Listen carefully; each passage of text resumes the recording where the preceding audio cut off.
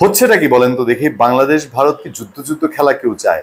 কোনো একটা অংশ আমার মনে হয় যে কেউ না কেউ কোনো একটা পার্ট থেকে, এটা বাংলাদেশের ভেতরে হোক, ইন্ডিয়ার ভেতরে হোক, কেউ না কেউ চাচ্ছে যে এই দুই দেশের মধ্যে একটা যুদ্ধ যুদ্ধ উত্তেজনায় যাক সম্পর্কটা। ডক্টর ইউনূস সরকার ক্ষমতায় আসার পর থেকে একে একে একে একে প্রথমে মুখের ভাষায় শুরু করেছে দুই দেশের রাজনীতিবিদরা, এবং বাংলাদেশে কিছু কিছু রাজনীতিবিদদের মধ্যে এটা একেবারে অগ্রণী ভূমিকা দেখা দিয়েছে, এবং সরকারের দায়িত্বশীল জায়গায় থেকে স্বাভাবিকভাবে যে কোনো দেশে লাগতে পারে।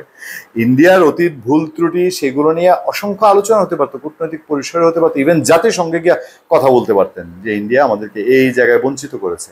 কিন্তু আইসাই লেজে পাড়া দিয়ে ঝগড়া দেওয়ার মোটিভ থাকা, এইটা আদৌ থেকে বুমেরাং হচ্ছে নাকি আপনারা ভেতরে ভেতরে আবার কোনো তাদের সাথে হাত মেলানোর জন্য কোনো বার্গেনিং করছেন না? তো বিশ্বাস কে করবে? আপনাদের ইন্টেনশন তো ভালো মনে হচ্ছে না।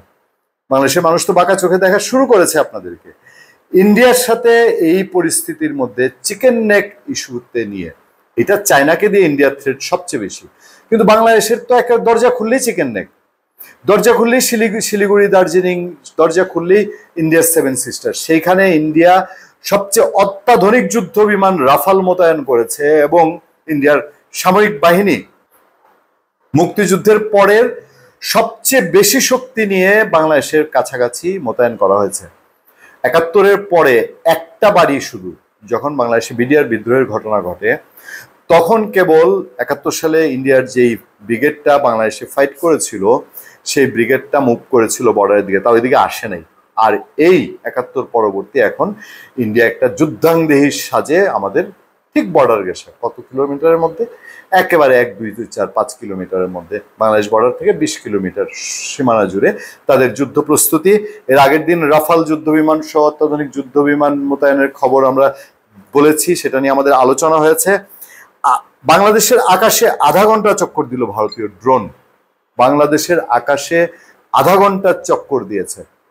এটার যে কত রকম তাৎপর্য আপনারা সহজে নিশ্চয়ই বুঝেন। আন্তর্জাতিক আকাশ সীমা লঙ্ঘন, নিশ্চয়ই বাংলাদেশ পারমিশন নিয়ে দেয়নি, আরো আরো বিষয় আছে, নিরাপত্তাজনিত কত রকম বিষয় আছে। তাহলে এগুলো কিসের ইঙ্গিত? কুড়িগ্রামের রৌমারী উপজেলার ঐতিহাসিক বাড়াইবাড়ি সীমান্তে ফের বাংলাদেশের আকাশ সীমানায় ভারতীয় ড্রোন উঠতে দেখা গেছে। শুক্রবার রাত ৮টার দিকে ওই সীমান্তে বাংলাদেশের ৫০০ মিটার অভ্যন্তরে ৪টি ড্রোন উঠতে দেখা যায়।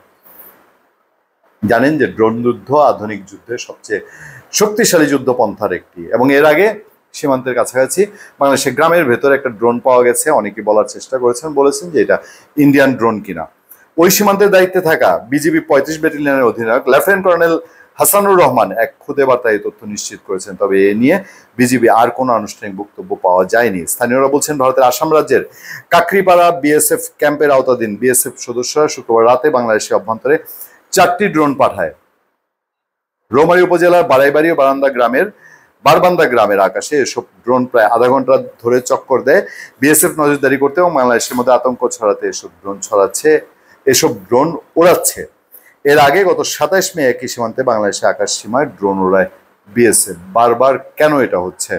বিএসএফ ছাড়া এসব ড্রোন অন্য কারো উড়ানোর সুযোগ নেই। ওখানে আর কে আছে? ইন্ডিয়া ছাড়া কারোর সাথে আমাদের বর্ডার নেই, আর আমাদের সিকিউরিটি ফোর্স না উড়ালে আর কে উড়াবে? যাই হোক, আমি আর বিস্তারিত যেতে চাই না। আমার শুধু একটাই প্রশ্ন, বাংলাদেশে ১৮ কোটি মানুষ নিয়ে কি কারো চিন্তা নেই?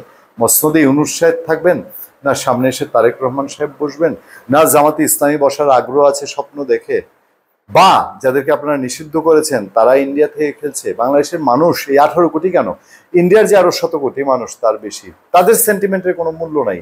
দুই দেশের মানুষ তো এরকম চায় না। শুধু রাজনৈতিকবিদদের ঘুটির চালের পাল্লায় পড়ছে না এই দুই দেশ। ধন্যবাদ সবাইকে, ভালো থাকবেন, সুস্থ থাকবেন। সত্য, করুণা এবং সহনশীলতার সাথে আপনার সাথে আতিক রহমান, পূর্ণিয়া।